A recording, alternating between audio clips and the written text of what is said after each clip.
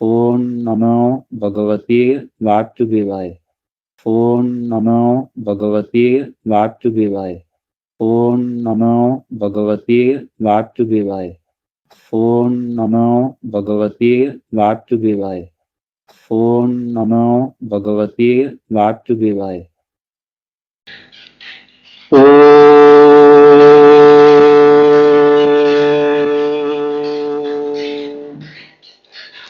सहना ववतु सहनौ भुनक्तु सह वीर्यं करवावहै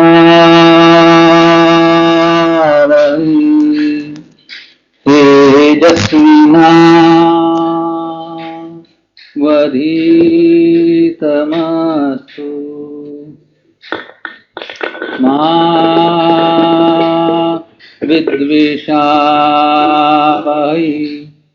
मा विद्विषावहै मा विद्विषावहै यं शैवा समुपासते शिव इति ब्रह्मेति वेदान्तिनो बौद्धा भूद्भौति प्रमाणपटव करतेति नैयायिका अर्हन् नीत्यथ जैन शासनरता कर्मेति मीमांसका सोऽयं वैरे विदधातु वाञ्छितफलम् वैरितोऽप्यनाथ गुरुर्ब्रह्मा गुरुर्विष्णुर् गुरुर्देवो महेश्वरः गुरुः साक्षात् परब्रह्म तस्मै श्री गुरुवे नमः। ॐ नमः शिवाय गुरुवे सच्चिदानन्दमूर्तये नमस्तस्मै नमस्तस्मै नमस्तस्मै नमो नमः। ॐ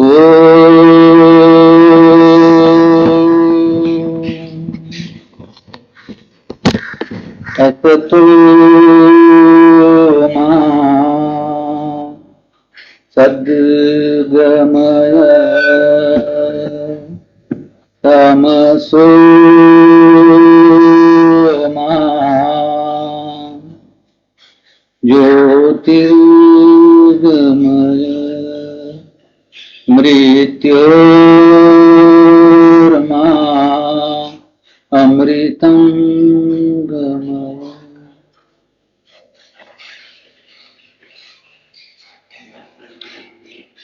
परम आदरणीय गोस्वामी गोविंदास जी महाराज की सज्जनों, माताओं, बंधुओं, भगिनी, बाळक, जय भगवान। આજે 12 વર્ષે મૌન છોડ્યું. આ કારણે હું મારી રચનાને પવિત્ર કરવા અર્થે જે મહાપુરુષે મારા જીવનને ઘડ્યું છે તેમના થોડા પ્રસંગો કહીશ. મૌન પૂર્વે જ્યારે હું પ્રવચન કરતો હતો ત્યારે કોઈ પણ વિષય પર ગમે ત્યારે બોલી શકતો હતો. આ જન્મતિથિના મહોત્સવ નિમિત્તે મારે સભામાં બોલવાનું છે. આ વિચાર મને લગભગ 2 માસથી મૂંઝવતો હતો. શું બોલીશ આ મારે માટે ઘણો મોટો પ્રશ્ન હતો. હવે બોલવાની ઈચ્છા જ રહી નથી. તેમ મારે માટે હવે કશું બોલવા જેવું પણ રહ્યું નથી. અને મેં નિશ્ચય કર્યો કે શ્રી ગુરુદેવ પ્રાણાનંદજી મહર્ષિના અતિ પાવન ચરિત્ર પર કંઈક બોલીશ. જ્યારે મૌન પૂર્વે હું ગીતા પ્રવચન કરતો હતો ત્યારે તેમાં હું પ્રસંગે મારા સંયુક્ત દીક્ષાના ગુરુ પૂજ્યપાદ શ્રી શાંતાનંદજી મહારાજ શ્રીના પ્રેરક જીવન પ્રસંગો કહેતો હતો.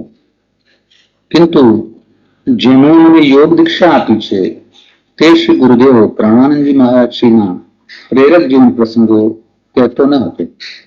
તેમના દર્શન મને મારી 19 વર્ષની વયે થયા.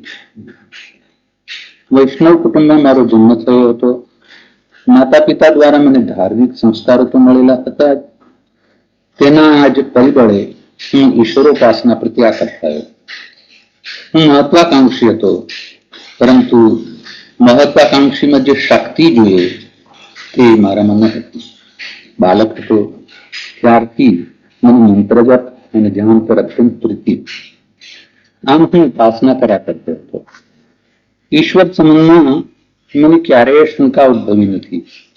ઈશ્વર છે જ એવો માની વર્તતો હતો.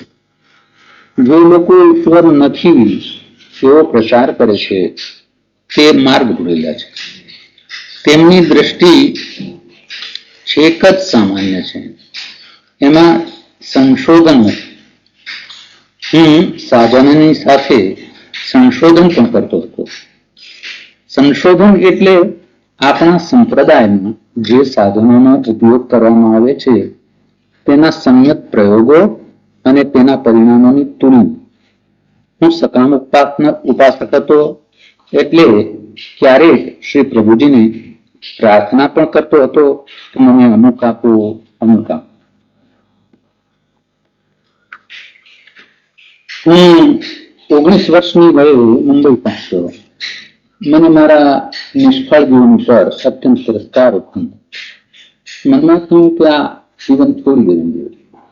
આદર્શ રહિત જીવનનો શોખ લે. મારા શિર પર શ્રી હરિ સિવાય અન્ય કોઈ છત્ર હતું. નિરાશાના અંતે મેં દૃઢ નિશ્ચય કર્યો કે આનું દયાપાત્ર અને નિરસ જીવન જીવવા કરતા મૃત્યુ છે.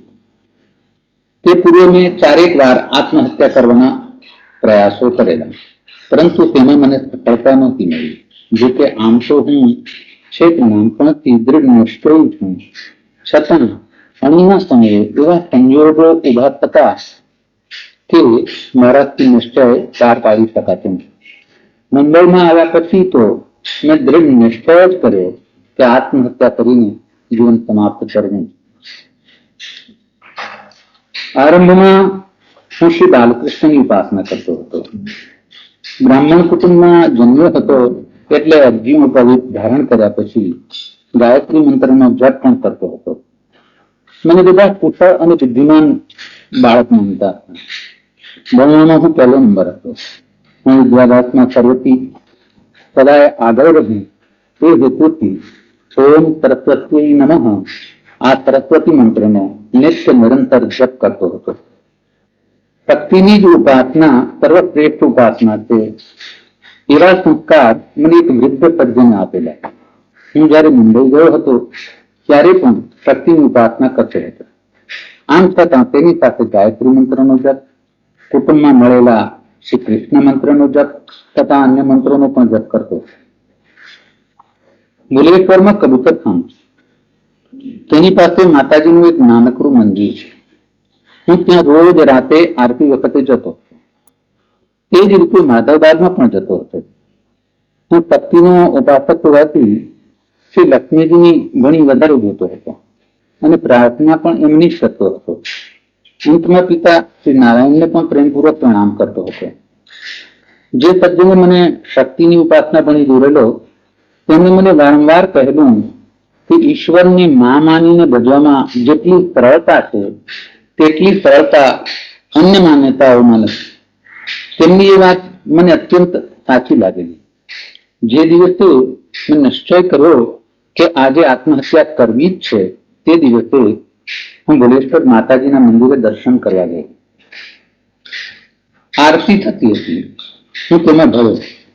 મારી દ્રષ્ટિ સમ્મુખ માનું સ્વરૂપ હતું અને તેની પાછળ ચોપાટીનો સેન્ડ બ્રિજ. તે બ્રિજની નીચેથી વીજળીની ગાડી ત્વરિત ગતિથી દોડી રહી હતી. તેની નીચે જાણે મારું શરીર છિન્ન ભિન્ન થઈ રહ્યું હતું. મને આ દૃશ્ય આત્મહત્યાના પ્રબળ વિચારોના અંગે જ જણાવ્યું હતું. મેં આ યોજનાનો પાર પાડવાનો દૃઢ સંકલ્પ કર્યો હતો. આત્મહત્યાના દૃશ્યને ઘણો બનાવી મેં માને આંસુભરી આંખે પ્રાર્થના કરી, માં, હવે હું તુચ્છ જીવન શા માટે જોડાવે છે? તારા શ્રી ચરણોમાં મને કેમ સમાવી લેતી નથી? આરતી પૂરી થઈ, બધા ચાલ્યા ગયા. હું ત્યાં ઉભો ઉભો રડતો જ રહ્યો. પૂજારી મને ઓળખતો હતો, તમે આશ્વાસન આપ્યું, પરંતુ મારું હૃદય ન હતું. તે જ સમયે શ્રી ગુરુદેવ મંદિરમાં પધાર્યા.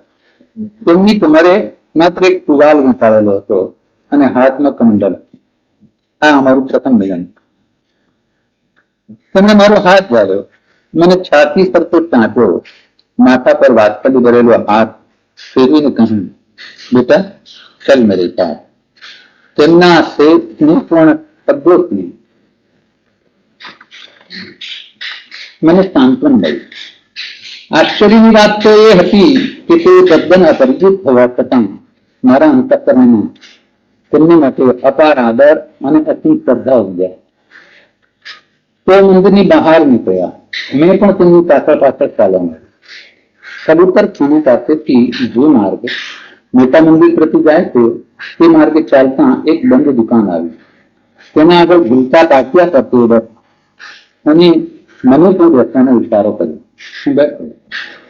તેમણે अत्यंत विश्वासवर कहूँ, देखो बेटा, अपने अंतःकरण से आत्महत्या का विचार निकाल, आत्महत्या नहीं ले.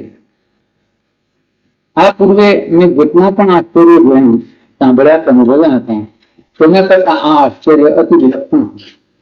કોઈ અપરિચિત વ્યક્તિ અને એ વ્યક્તિના ગુપ્ત અને ગુપ્ત વિચારોને જાણી શકે અને તેને સમ્યક સ્વરૂપમાં અભિવ્યક્ત કરી શકે, તે મારી જળબુદ્ધિને તેને કરી ઉતરતું નથી. નાની વયથી જ હું સ્વસ્થ ચિત્તે મંત્ર, તંત્ર અને જાદુના અસંખ્ય ગ્રંથો વાંચતો આવ્યો હતો. એટલું જ નહીં, તેના જાણકારોના સંપર્કમાં પણ આવ્યા છે. તે છતાં મને તેમાં લેશ પણ શ્રદ્ધા ઉપજી નથી. તેમાં પ્રપંચ વિના કાંઈ જ ન હોઈ શકે એવી મારી દૃઢ માન્યતા હતી.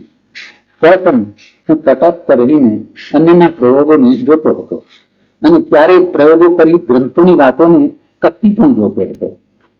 ગુરુદેવના શ્રી ચરણોમાં નિવાસ કરવાનું સૌભાગ્ય મને તળાવટ પર્યંત સાંપડ્યું. તે અવધિમાં મને તેમનામાં રહેલી અસંખ્ય અસાધારણ શક્તિઓનો પરિચય થયો હતો. એમ કહું તો પણ ચાલે કે આજે મારા સમક્ષ વિશ્વનો કોઈ પણ રોગી ગમે તેવો અસાધારણ ગણાતો ચમત્કાર કરી બતાવે તો પણ મારું એક પણ ઋણાવી ન પડશે. કારણ કે મેં સૂર્ય સમાન મહાતેજસ્વી મોટા મારા પૂજ્ય ગુરુદેવના તેનાથી અનંત ઘણી મહાન શક્તિઓ જોઈ છે. હું તો તેમને ભગવાન શિવજીનો અવતાર માનું. મારાથી છૂટા પડતા પૂર્વે તેમણે મને અનેક વાર કહ્યું કે બેટા, जब तक तू पूर्ण योग को सिद्ध न कर सके तब तक मेरा जीवन चरित्र न लिखना. તેમની તે આજ્ઞા ઉચિત જ છે. જો તે પૂર્વે હું તેમણે અસાધારણ જીવન જો તે પૂર્વે હું તેમનું અસાધારણ જીવન ચરિત્ર લખું તો વાચકોને લાગે કે મેં એક કલ્પિત વાર્તા જ લખી છે. હું તેમનો અતિ પ્રિય પટ્ટ શિષ્ય છું. તેમના શુભાશીર્વાદથી પૂર્ણયોગ સિદ્ધ કરી શકીશ તેમાં મને લેશ પણ શંકા નથી. देखो बेटा, अपने अंतःकरण से आत्महत्या का विचार निकाल दो, आत्महत्या नहीं है. जયારે તેમણે આ વાક્ય કહ્યું ત્યારે મેં મહદાશ્ચર્યને મનમાં છુપાવી રાખી તેમની સામે જોયું. તેમની નિર્મળ અને તેજસ્વી આંખોમાં વાત્સલ્યનો વારીજી ઉતરી રહ્યો હતો અને હોશ મળતી ગયા હતા. ધૂળતા કે પ્રત્યા કરવાનું એક પણ કારણ ન હતું. તે છતાં મેં તેમના સત્ય કથનનો અનાદર કરતા કહ્યું, आपकी यह धारणा मिथ्या, मैंने आत्महत्या के लिए कुछ भी नहीं सोचा. श्री गुरुदेवની આંખો અનુકંપાથી છલકાવા લાગી. તેમણે અતિ મધુર સ્વરે કહ્યું, बेटा, तू साधक है, असत्य का आश्रय देना तेरे लिए सौभाग्यप्रद नहीं है. आज तूने आत्महत्या का निर्णय किया ही है. आज रात के समय तू संजहत ब्रिज पर से कूद कर बिजली की गाड़ी के नीचे गिरना चाहता। હું આ બીજી વાતથી અત્યંત પ્રભાવિત થઈ ગયો. જેમ ભગવાન શ્રી કૃષ્ણચંદ્રે કાલીય નાગને નાખ્યો હતો તેમ શ્રી ગુરુજીએ મને નાખ્યો. હું કાલીય નાગથી ઉતરતો ન હતો, કારણ કે વિજ્ઞાનવાદી હોવાથી મારા મન પર એકદમ ફૂલનો પણ પ્રભાવ પડતો નહોતો. હું ચમત્કારો કરતા સદાચાર અને સંયમને અત્યંત મહત્વ આપતો હતો. સદાચારી અને સંયમી મહાપુરુષ જ મારેમાં મહાન ચમત્કારી પુરુષ હતા. એવા મહાન પુરુષના શ્રી ચરણોમાં આવડવામાં હું ગૌરવ અનુભવતો હતો. મેં તેમને શ્રદ્ધા સહિત પ્રણામ કર્યા અને હું અસત્ય જ બોલ્યો હતો તો સ્વીકારી લઈ વારંવાર ક્ષમાયા હતી. તેમણે કહ્યું, तूने अपने स्वभाव के अनुसार असत्य भाषण का अवलंबन लिया था, मैंने क्षमा कर दिया. कल गुरुवार है, मुझे दोपहर के 3 बजे से लेकर शाम के 6 बजे तक अमुक स्थल करनी है. श्री गुरुजीए स्थलने गुप्त રાખવાની આજ્ઞા કરી છે, તેથી મેં સ્થળના નામનો નિર્દોષ કર્યો નથી. તે પછી ગુરુજી મારાથી છૂટા પડ્યા. મેં આત્મહત્યાનો વિચાર માંડી લાવ્યો. બીજા દિવસનું પ્રભાત લીધી. મેં 3 થી 6 માં ગુરુજી પાસે જવાનો સબળ પ્રયત્ન કર્યો, কিন্তু હું અડધો કલાક મોડો પડ્યો. ત્યાં ગયા પછી મને જાણ થઈ કે તેઓ માત્ર ગુરુવારના દિવસે 3 થી 6 ની અવધિમાં દર્શનાર્થીઓને દર્શન આપે છે અને 6 વાગ્યા પછી આવનારાઓને નિરાશ વદને પાછા કરવું પડે. હું ગયો ત્યારે દ્વાર ઉઘાડા જ હતા. ગુરુજીએ લગભગ 4 મહિના પૂર્વે અંતરંગ શિષ્યોને સૂચના આપી હતી કે અમુક દિવસે અમુક સમયે મારી પાસે નવયુવક આવશે કે મારો પક્ષ શિષ્ય બનશે. હું ત્યાં પહોંચ્યો ત્યારે બધા મારી આતુરતાથી પ્રતીક્ષા કરી રહ્યા હતા. હું ઘેરથી અતિશય ઉત્સાહપૂર્વક નીકળ્યો હતો. મારે સંતકરણમાં જવું હતું એટલે મેં 1 રૂપિયાનો ફૂલહાર ખરીદ્યો હતો.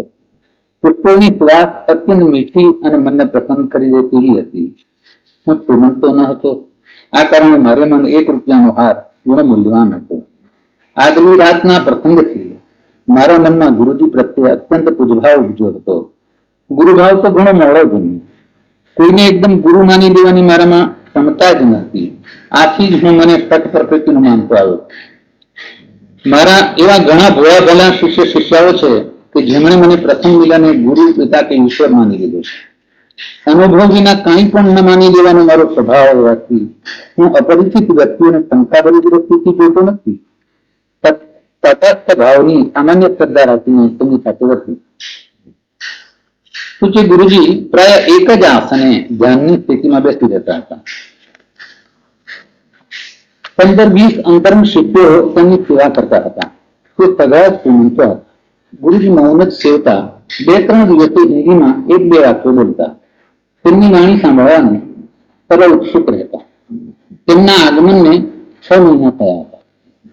મેં આવાસના ભવ્ય બેઠકમાં ખંડમાં પ્રવેશી ગુરુજીના કંઠમાં પુષ્પહાર કરાવ્યો. તેમણે મને આસન પર બેસાડ્યો. જ્યારે મારી દ્રષ્ટિ ઉપસ્થિત ગ્રહસ્થો પર પડી ત્યારે મને જણાવ્યું કે તેઓ આસન પાથરા વિના માત્ર લાદી પર જ બેઠેલા છે. તેમના વેશ વર્તન સ્પષ્ટ સૂચવતા હતા કે તેઓ શ્રીમંતો છે. મેં સ્વલ્પ સંકોચન છે. મારા પર કૃપા દ્રષ્ટિ કરી ગુરુજી બોલ્યા, સ્વામી તું आ गया बेटा, बहुत ही अच्छा हुआ. તેમના સ્નેહપૂર્ણ શબ્દોથી મેં ગૌરવ અનુભવ્યું. મારો સંકોચ દૂર થયો. સ્વામી શબ્દ સાંભળી હું મળતો. હું શ્યામ તો હતો જ, કદાચ મદ્રાસી જેવો દેખાતો હોય, તેથી જ મને ગુરુજીએ સ્વામી કહીને સંબોધ્યો હશે. મેં મારી બુદ્ધિનું પ્રદર્શન કરતા કહ્યું, હું મદ્રાસી નથી, ગુજરાતી.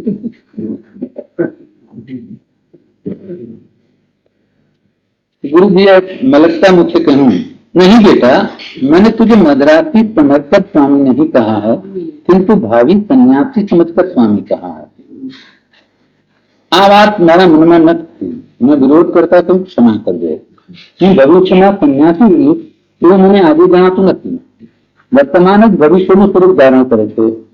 એક તો મારામાં સન્યાસી બનવાની મનોવૃત્તિ નથી અને બીજું મારામાં સન્યાસી થવાની પાત્રતા પણ નથી. સંસાર મને અત્યંત પ્રિય હોવાથી હું સંસારી બની શકું.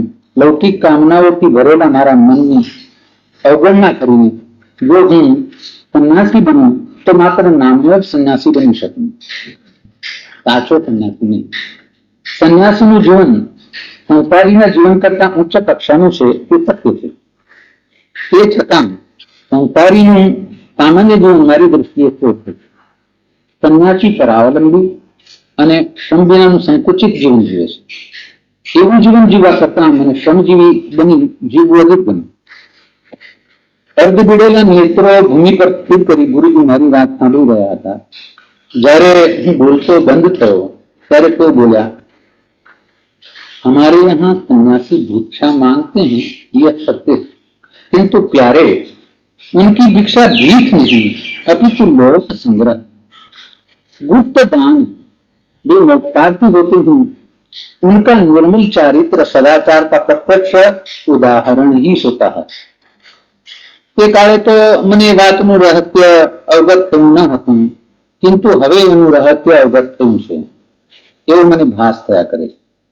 વાતની સમાપ્તિ કરી ગુરુજી મારા પર પરમાનુગ્રહ કર્યો. यदि तेरी इच्छा हो तो तुम मेरे साथ निवास कर सकता. વાહ વાહ, મારા ભાગ્યના દ્વારો ઉઘડી ગયા. હું એક મંદિરની ત્યાં રહેતો હતો અને જેમ તેમ ઉદર ભરીને જીવતો હતો. તેમાં પણ કદી કદી બાધાઓ ઉપસ્થિત થતી હતી. તે કાળે મુંબઈના ભોજન ગૃહોમાં બેઆનામાં ભાતની થાળી મળતી હતી. તેનાથી ઉદર પૂરેપૂરું ભરાયું હતું. આ સ્થિતિમાંથી ઉભરી જવાશે આ વિચારથી મને આશ્વાસન મળી ગયું. વળી આ અસાધારણ શક્તિ સંપન્ન સંન્યાસીની સેવામાં રહેવાથી યોગ વિદ્યા પણ ભણી શકાશે. આ કલ્પનાથી મારા અંતઃકરણમાં આનંદ હિલોળા મારવા લાગ્યો. ગુરુજીની આજ્ઞા અનુસાર હું બીજે એક દિવસે વસ્ત્રોની પેટી લઈને આવી પહોંચ્યો. રત્નાકરમાં નિત્ય નિવાસ કરનારા લક્ષ્મી માને મારા ગજવાના પાકીટમાં ગોંધાઈ રહેવું ગમતું ન હતું. એટલે મા વિનાના પાકીટના પર હું લડતો જ ન હતો. હા, મારા વસ્ત્ર ઉજળા. આવાસ અતિ ભવ્ય હતો. શું માત્ર અમે બે જણા જ, હું અને શ્રી ગુરુજી રહેતા. આવાસને 4 માળ હતા. તેની ચારે કોર સુંદર બગીચો હતો. એકાંત હતું. આ સૌનો અવલોકી મને તો એવો જ આભાસ થયો કે જાણે હું મૃત્યુલોકમાંથી સ્વર્ગલોકમાં આવી ગયો છું.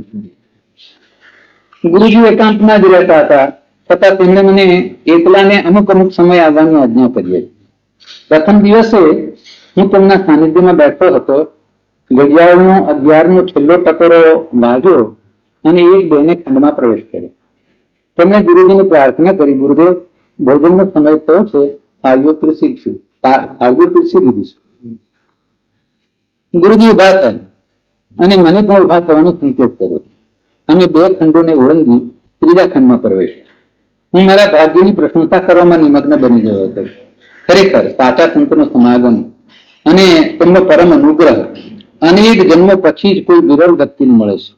ગઈકાલે હું રાધાર અને હતાશ હતો, આજે આધાર વાળો અને આશા ભર્યો છું. ઈશ્વરની લીલાને કોણ કરી શકે? ભોજન ખંડમાં પ્રવેશતા જ મારી દ્રષ્ટિ 2 સોનાથી મઢેલા અને 2 ચાંદીથી મઢેલા પાટલા ઉપર પડી. સોનાથી મઢેલા એક પાટલા પર સોનાની થાળી અને સોનાની વાડકી હતી, તથા બીજા પાટલા પાસે સોનાનો લોટો અને સોનાનું પવાલું હતું. તે જ રીતે ચાંદીથી મઢેલા એક પાટલા પર ચાંદીની થાળી અને ચાંદીની વાડકીઓ હતી, તથા બીજા પાટલા પાસે ચાંદીનો લોટો અને ચાંદીનું પવાલું. એવું અનુમાન કર્યું કે સોનાથી મઢેલો પાટલો ગુરુજી માટે અને ચાંદીથી મઢેલો પાટલો અમારા માટે છે. હું સંકોચાઈને એક કોરે ઉભો હતો. ત્યાં તો ગુરુજીએ મારો હાથ ઝાલ્યો અને મને બળપૂર્વક સોનાથી મઢેલા પાટલા પર બેસાડી દીધો. હવે તો મારા ભાવા વેઠે મર્યાદા મૂકી દીધી. હું દાદા જેવો બની ગયો. આ દૃશ્ય જાગ્રત અવસ્થાનું છે કે સ્વપ્નાવસ્થાનું તેને હું નિર્ણય ન કરી શકી. મને મારા બળનું અત્યંત અભિમાન હતું, કિંતુ ગુરુજીએ એ અભિમાનને માત્ર એક જ મિનિટમાં ઉતારી નાખ્યું. જયારે તેમણે મારો હાથ ઝાલ્યો ત્યારે મને થયું, આ 60 વર્ષના ડોસામાં આટલું બધું બળ છે. તેમના પાટલા પર મારાથી ન જ બેસાય એટલું તો હું સમજતો જ હતો. તેથી મેં મારામાં હતું તેટલું બળ રાખ્યું હતું, પરંતુ તેમને બળ સામે મારાથી ટકી ન શકાયું. પાટલા પર બેસવું જ થયું. ગુરુજીનું સમાગમ થયે પૂરા 3 દિવસ પણ થયા ન હતા તેટલા સ્વલ્પ સમયમાં મને ભવ્ય આવાસમાં સ્વર્ણથી મળેલા પાટલા પર બેસવાની તક મળી હતી. એ કંઈ મારા પુરુષાર્થનું ફળ ન હતું, એ તો હતી ગુરુજીની અહૈતુકી કૃપા. હા, એ સત્ય છે કે સુવર્ણના સિંહાસન પર બેસવાથી કે ધૂળના ઢગલા પર બેસવાથી શ્રેષ્ઠ સંતોના મનમાં કોઈ પણ પ્રકારનો વિકાસ થતો નથી. વળી સુવર્ણની થાળીમાં ભોજન કરવાથી કે હાથને ભોજન પાત્ર બનાવી તેમાં ભોજન કરવાથી પણ તેમના મનમાં ન અભિમાન ઉપજે છે, ન દિનતા. હા, એવી અવસ્થાઓમાં સંસારીઓના મનમાં વિકારો થાય તે સ્વાભાવિક. હું સંસારી હતો, તેથી જ મારા મનમાં વિકાર થયો. મને બેસાડ્યા પછી ગુરુજી સાથેના ચાંદીના પાટલા પર ગયા. પોતે અવળા કર્મને કેમ અપનાવ્યો છે તેની સ્પષ્ટતા કરવા તે બોલ્યા, बेटा, श्रेष्ठता सुवर्ण के सिंहासन में नहीं अपितु व्यक्ति के चरित्र में निवास करती है. यदि ऐसा ही है तो सुवर्ण के सिंहासन में और धूल के ढेर में क्या अंतर है? મારી માનસિક અવસ્થા આ શબ્દોને સમજવા અને સ્વીકારવા જેવી ન હતી. ગુરુજીએ મુખમાં પ્રથમ ગ્રાસ મૂક્યો, તે પછી મેં પણ મુખમાં ગ્રાસ મૂકવાનો પ્રારંભ કર્યો. પણ મેં કેટલી રોટલીઓ ખાધી, કેટલું શાક ખાધું, તે કેટલો ભાત ખાધો તે કંઈ યાદ ન રહ્યું. માત્ર સોનાનો પાટલો, સોનાની થાળી, સોનાની વાડકીઓ, સોનાનો લોટો, સોનાનું પેવાલું, આ જ ગણતરીમાં આવ્યા કર્યું. અસ્થિરતા ઘટી ગઈ. ગુરુજી શાંતિથી જમ્યા. હું શું જમ્યું તે ભગવાન જાણે અથવા જો ના થાય. જમ્યા પછી હું ગુરુજીની પાછળ તેમના બેઠા ક્ષણ સુધી ગયો અને દ્વારમાં ઉભા રહી પ્રણામ કર્યા. તેવી ગુરુજી, હું બહાર જાઉં છું. ગુરુજી મલક્યા અને મને નેત્ર સંકેત દ્વારા જવાની સંમતિ આપી. માર્ગમાં ચાલતા ચાલતા પણ મારી દ્રષ્ટિ સામે ભોજન ખંડ દેખાયા કરતો હતો. મનમાં સતત ધ્વનિ ઉઠ્યા કરતો હતો, સોનાનો પાટલો, સોનાની થાળી, સોનાની વાડકીઓ. ભોજન ખંડના દ્રશ્યને તથા મનમાં ઉઠતા ધ્વનિને દૂર કરવા વારંવાર યત્ન કરતો હતો. મને એક ક્ષણે સ્વસ્થ તો બીજી ક્ષણે અસ્વસ્થ બની જતો હતો. આ અવસ્થા લગભગ 4 કલાક રહી હશે. તે પછી હું સાંજના 4-4:30 સુમારે નિવાસ સ્થાને પહોંચ્યો. ગુરુજીને પ્રણામ કરવા ગયો. તેમણે મારા મસ્તક પર વાત્સલ્ય ભર્યો શબ્દ મૂકી કહ્યું, स्वामी, क्या इतनी छोटी सी घटना ने तुझे पागल बना दिया है? थाली, कटोरियां और चौकियों को मन से बाहर निकाल दो. न यह आवाज पर, न यह सुवर्ण की थाली पर, न ये सुवर्ण की कटोरियों पर और न ये सुवर्ण की चौकियों पर तेरा स्वाधिकार है. इस पर पागल होने वाले को मुर्ग ही कहना चाहिए. क्या तू इसको अपना सौभाग्य समझता है? इसमें तुझे सौभाग्य के दर्शन कहां पर होते हैं? મારા પર આ શબ્દોનો અદ્ભુત પ્રભાવ થયો. હું તે ક્ષણે સ્વચ્છ બન્યો. આપણે જેમ સ્વચ્છ દર્પણમાં પડેલા પ્રતિબિંબનો સ્પષ્ટ જોઈએ છે તેમ ગુરુજી પરચિતને સ્પષ્ટ જોઈ શકતા હતા. હું મને ચોમાસાનું તુચ્છ અળસ્યું નહીં, પરંતુ જમુનાજીમાં નિવાસ કરતો કાર્યને જ માનતો હતો.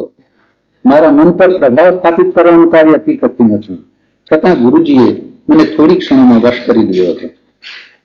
ગુરુજીના શ્રી ચરણોમાં હું સવા વર્ષ સુધી રહ્યો હતો. તેમની સેવામાં 10-12 શિષ્યો તો કરોડપતિ હતા.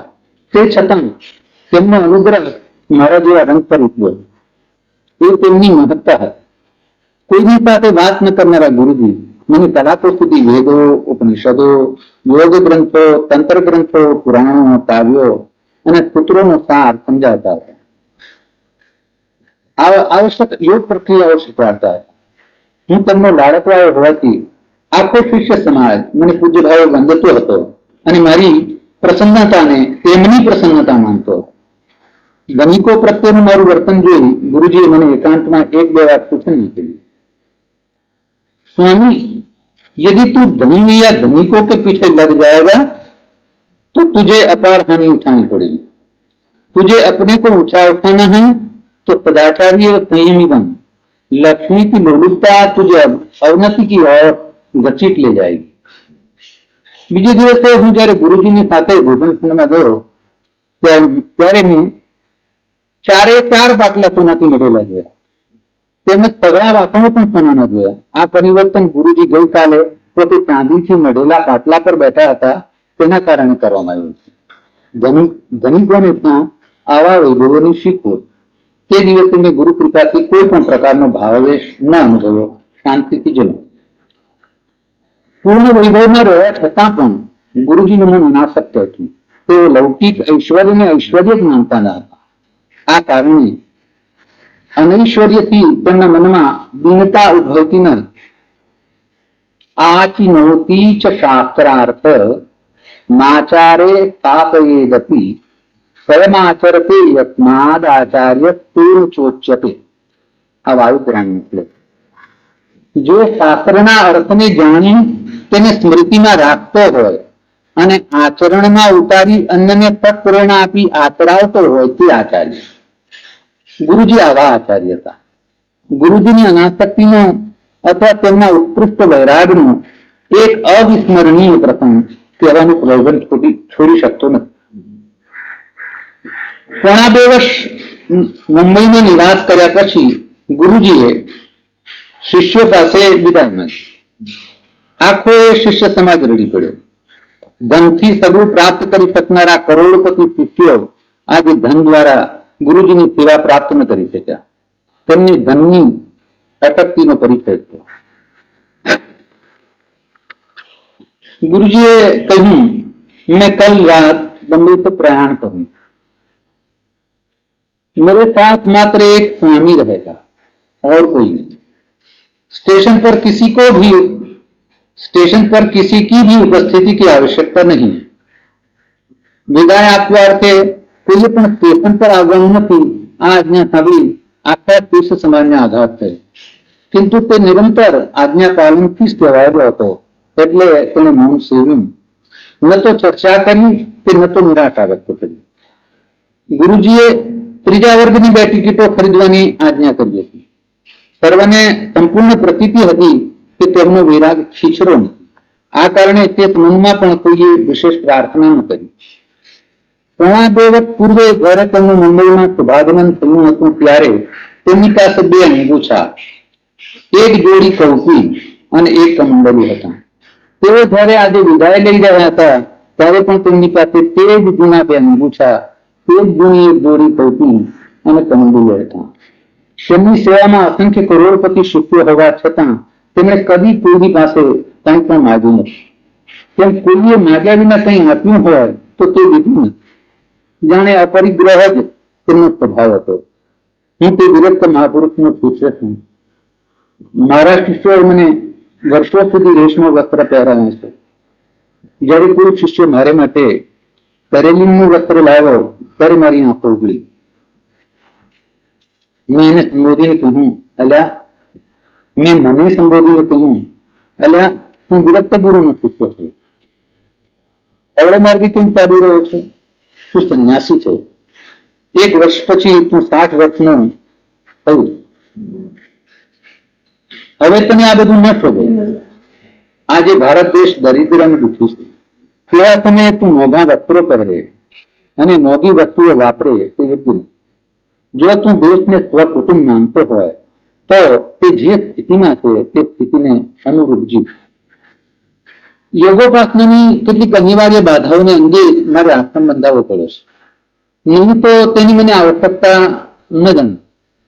હું જે ઉપાસના કરું છું તે એવી વિલક્ષણ છે કે ગમે તે સ્થાનમાં ન કરી શકાય. તે વખતે હું તો ઉપાસનામાં મોટી મોટી ગર્જનાઓ કરતો, મોટી મોટીથી રડતો, ખડખડાટ હસતો, રામધૂનો ગાતો, નાચતો, તાળીઓ પાડતો અથવા ભૂમિ પર જોરથી હાથ કરતો ચાલતો.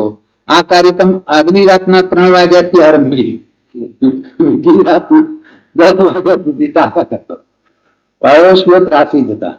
અજાણ્યાને તો એમ જ લાગે કે આ તો મેરું ગાણપણ છે, આને ઉપાસના કોણ કરે? વાત સાચી છે. એ પ્રભુ પ્રેમોન્માદ જ હતો. તેમાં હું ચોમાસાના જળથી ભરેલી નર્મદા નદીમાં વારંવાર કૂદી પડતો હતો. શરીર પર ચોમાસાનો કાદવ ચોપડતો હતો. એક વખત તો હું નિર્વસ્ત્ર બની કોઈ ગામમાં ભટકતો હતો. મને મારા શરીરનું ભાન જ ન થતું. બેદલપુરમાં મારા નિવાસસ્થાનના બાજુના ઘરમાં અંગ્રેજી શાળાના હેડ માસ્તર રહેતા હતા. તે તો બિચારા મારાથી અત્યંત રાતી ગયા હતા. ઘર બદલી નાખવાની યોજના ઘડી રહ્યા હતા. તેઓ વારંવાર બબડતા હતા કે આ તે કઈ ઉપાસના છે કે ઉન્માદ. હું તેમની મનોવ્યથા કરી શકતો હતો. કદી મને તેમની ક્ષમા માંગવાનું મન થતું હતું, પરંતુ તે નાટક જેવું લાગશે એવા વિચારે હું અટકી જતો હતો. અંતે મેં નર્મદા કિનારે આવેલા ઓળી ગામની ભાગોળે આશ્રમ બાંધવાનો નિશ્ચય કર્યો. સર્વ પ્રવૃત્તિ પણ આદરી, પણ મને ત્યાં અનુકૂળતા ન સાંપડી, એટલે મલાવમાં પ્રવૃત્તિ આદરી. આમાં મારો ઉદ્દેશ્ય માત્ર ઉપાસના કરવાનો રહ્યો છે. મેં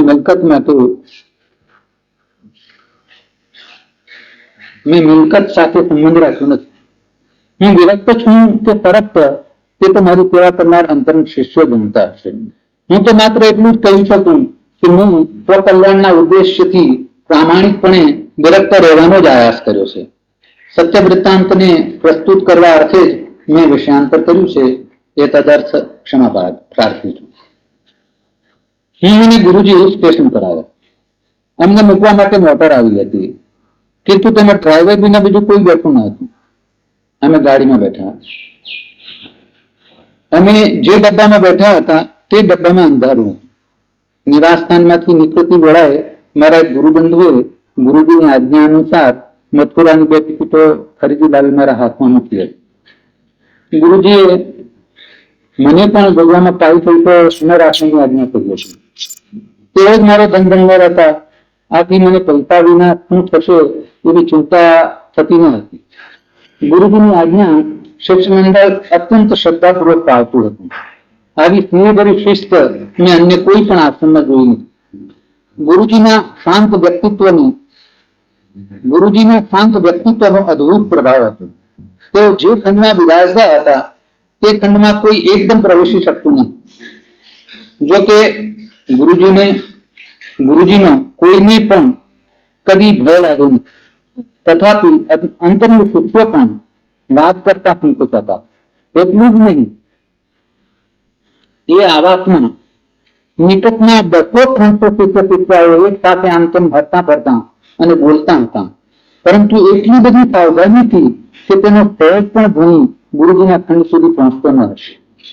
2.5 વર્ષના નિવાસ દરમિયાન ગુરુજીએ કોઈને પણ પૂછ્યું ન હતું કે તારું નામ શું, તું શું કરે છે, ક્યાં રહે છે, તારા કુટુંબમાં કોણ કોણ છે.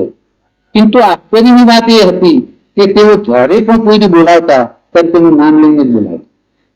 ઘણી વખત તો એવું પણ જોવામાં આવતું કે ગુરુજી કદી સિંધી સાથે સિંધીની ભાષામાં, મહારાષ્ટ્રી સાથે મરાઠીમાં, પંજાબી સાથે પંજાબી ભાષામાં અને તામિલ ભાષાભાષી સાથે તામિલ ભાષામાં બોલતા. એ વાર્તાલાપ માત્ર 1-2 મિનિટમાં જ સમાપ્ત થઈ જતો હતો. તેઓ આટલી બધી ભાષાઓ શી રીતે જાણી શક્યા હશે, આ પ્રશ્ન મારા મનમાં વારંવાર ઉઠતો હતો. ગુરુજી વિરક્ત અને સિદ્ધ હતા, એટલે તેઓ પગપાળા કે ગાડીના 3જા વર્ગમાં પ્રવાસ કરતા હતા. અને આ તેમનો પટ્ટશિષ્ય 4 કલાક જવું હોય તો મોટર અને મુંબઈનો પ્રવાસ કરવો હોય તો વિમાન વાપરે. જો કે હું તો પાટનાખંડ છોડ ક્યાંય પણ જવા ઈચ્છતો નથી, પરંતુ શિષ્યોના અત્યાગ્રહની વશ થઈ મારે પ્રવાસ કરવો પડે. ગુરુજી સિદ્ધ અને સમર્થ છે અને હું સાધક તથા અસમર્થ છું. જે લોકો મારા નિકટના પરિચયમાં આવ્યા નથી તેઓ એવું માને છે કે હું શ્રીમંતોના સંપર્કમાં આવી છેક જ બદલાઈ ગયો. હું તો તેને તે જ છું. ઉપાસનાએ મારું જીવન બદલી નાખ્યું છે. હું મિનિટનો હિસાબ રાખું છું. આથી કોઈને પણ વાર્તાલાપ માટે ઉદાર બની અધિક સમય આપી શકતો નથી. તેમજ સ્વયં પત્રવ્યવહાર પણ કરી શકતો નથી. શિક્ષકોના પત્રોના ઉત્તરો આપતો નથી. તેમજ તે જ્યારે મારી પાસે આવ્યા હોય ત્યારે તેમની મનોવ્યથા કે મૂંઝવણો ઠાલવવા અધિક સમય આપી શકતો નથી. આ કારણે અસંખ્ય કૃષિ શિષ્યાઓ અકળાય છે. એવા સમયે હું તેમના મસ્તક પર વાત્સલ્યભર્યો હાથ મૂકું છું અથવા તેમના બરડા પર હાથ ફેરવી અતિશય દીન સ્વરે મારી પરિસ્થિતિની કલ્પના આપું છું. તેમને અપાર આશ્વાસન મળે.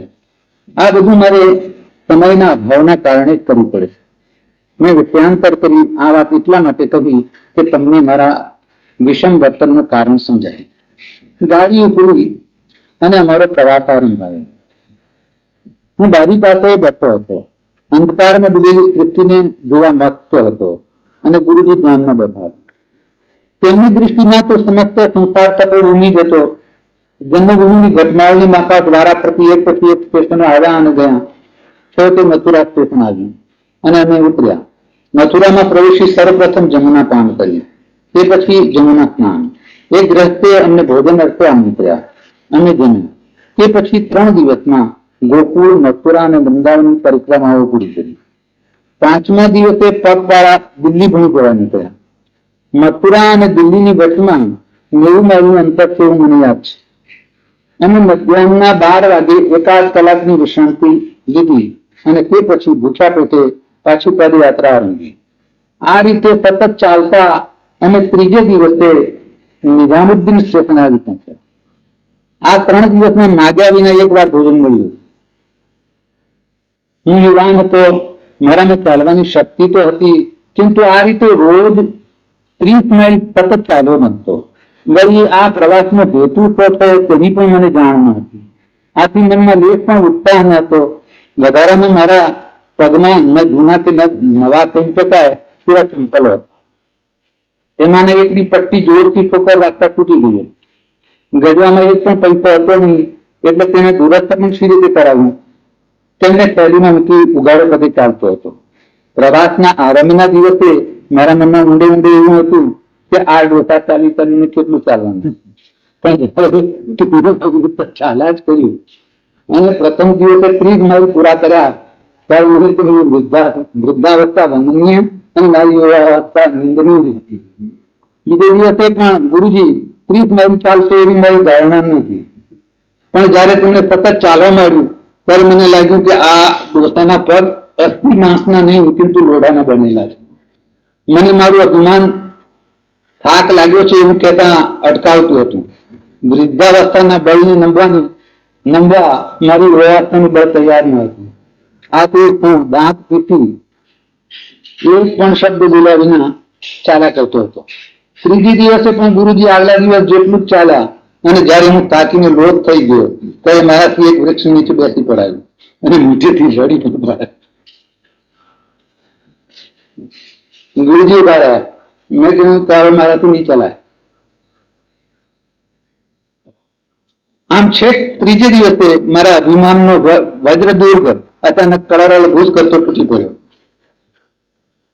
શું ગુરુજી મારી શારીરિક અને માનસિક અવસ્થાથી અજાણ હતા? ના રે ના, તેઓ મારી બંને અવસ્થાઓને પૂરેપૂરી જાણતા હતા, પરંતુ તેમને મારું મિથ્યાભિમાન ઉતારવું હતું, તેથી જ મૌન સેવ્યું હતું. તેઓ બોલ્યા, ये मुझे पहले से कहा होता तो मैं प्रतिदिन 10 मील से अधिक नहीं चलता, तो अत्यधिक अभिमानी है. अभिमान अच्छा नहीं, विनम्र बन. આવી અવસ્થામાં પણ મારાથી દબાવ પ્રમાણે બોલી જાય.